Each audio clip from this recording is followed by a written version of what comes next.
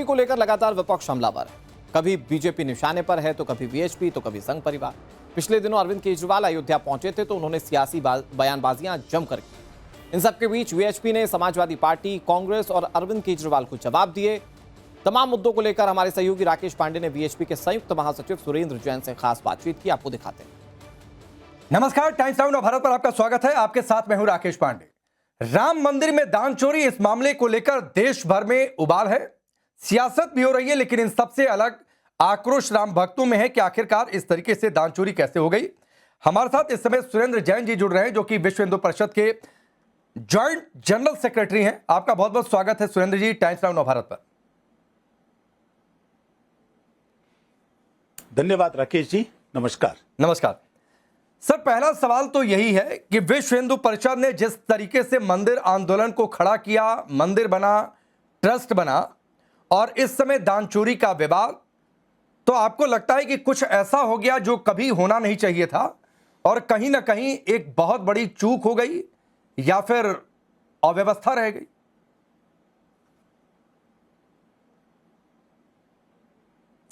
चढ़ावे में चोरी हुई है, इससे कोई इंकार नहीं कर सकता।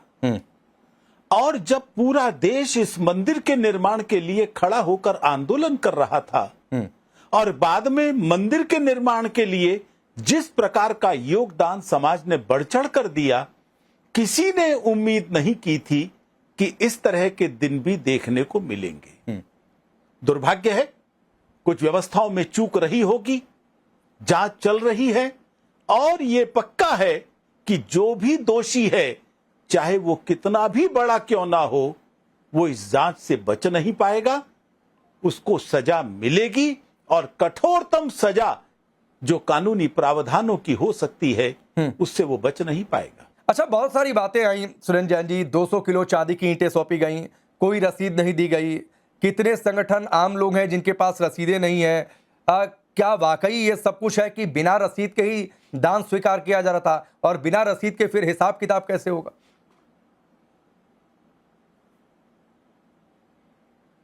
चांदी की सिल्लियां गायब हो गई, पहले आरोप ये लगाया था। वो सुरक्षित है, बैंक के लॉकर में रखी हैं, ये सारी दुनिया के सामने आ गया। काग भुषुंडी गायब हैं, ये कहा गया, खूब प्रचार किया गया। फिर जब वो मिल गए, वहां रखे हुए हैं, उनकी पूजा भी हो रही है, तो फिर यह कहा गया कि ये चीज यहां कैसे आ गई, वो चीज वहां कैसे आ गई।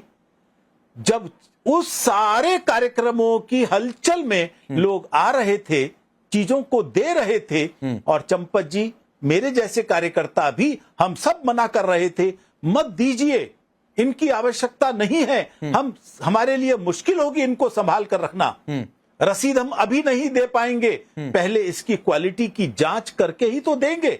और वो सब कह रहे थे, नहीं भाई साहब, रख लीजिए, रख लीजिए, और सब जबरदस्ती चंपत जी को दिए जा रहे थे।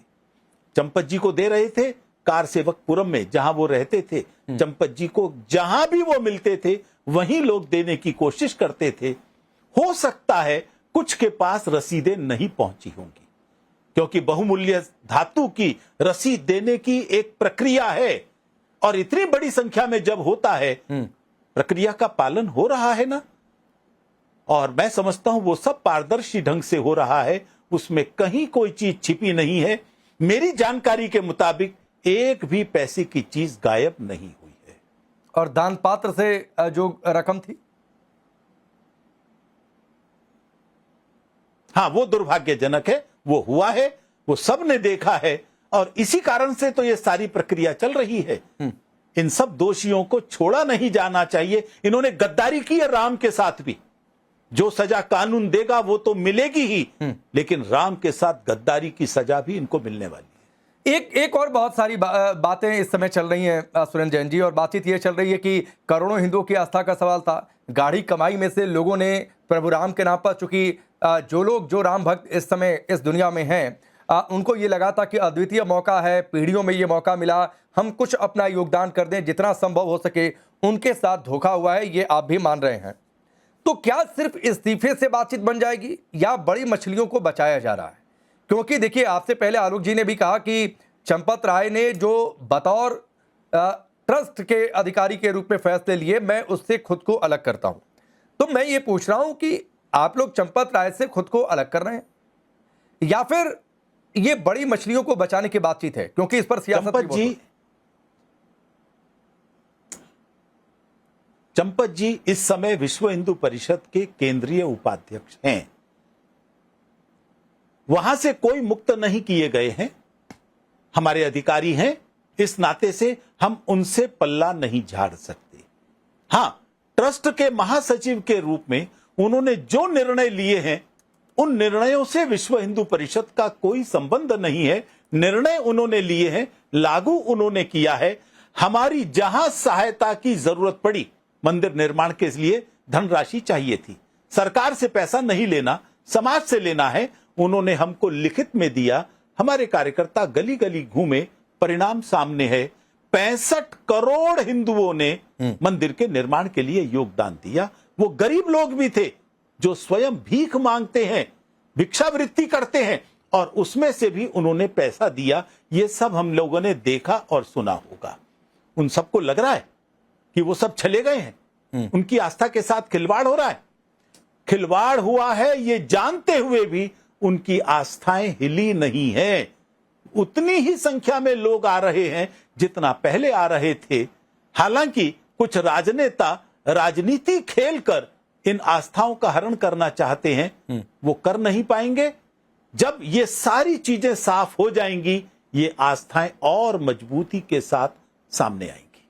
तो आपको लगता है कि ये जो इस समय चाहे कांग्रेस या सपा की ओर से कहा जा रहा है, ये चुनावी लाभ लेने के लिए कहा जा रहा है, या फिर ये कहना कि वो मंदिर नहीं गए इसलिए सवाल नहीं उठा सकते हैं, ये कहना क्या ठीक है? हमने उनके सवाल उठाने पर कोई प्रश्न कभी नहीं खड़ा किया, तरीके पर जरूर किया है। जमीन घोटाले के ऊपर जिस तरीके से बात उठी और संजय सिंह ने जिस तरह से 21 के अंदर प्रेस वार्ता लेकर बात की थी, हमें उस पर आपत्ति थी। आपको कुछ कहना है, लाइए ना सबूत सामने। एक बार भी सबूत सामने नहीं रखा, और अब भी एसआईटी ने बुलाया है, आधे अधूरे सबूत दिए कुछ हैं, बोल कुछ रहे हैं कैमरे के ऊपर, वो साफ दिखाई दे रहा है। इसी तरह से जिनके इतिहास, जिनके हाथ रंगे हुए हैं खून से, अब कल का ही उदाहरण देखिए, सबको मालूम था लगभग 1 लाख भक्त आ सकते हैं। मंगलवार था, विशेष दिन होता है, कल ही का दिन चुना उन लोगों ने जो आज तक कभी नहीं गए। वो दर्शन करने नहीं जा रहे थे, वो धरना देने जा रहे थे, वो वहां पर आंदोलन करने जा रहे थे, उन राम भक्तों को तकलीफ देने जा रहे थे जो दूर दूर से वहां पर पहुंचे थे। वही दिन क्यों चुना? ये ध्यान कर लेना, उनका प्रयास इन दोनों पार्टियों का इस तरह का है, ये भक्त बनकर जा रहे हैं। जैसे रावण साधु बनकर गया था, सीता का हरण किया था, ये भी नकली राम भक्त बनकर लोगों की आस्थाओं का हरण करना चाहते हैं। सफल नहीं हो पाएंगे, ये मैं आपके माध्यम से बता रहा हूं।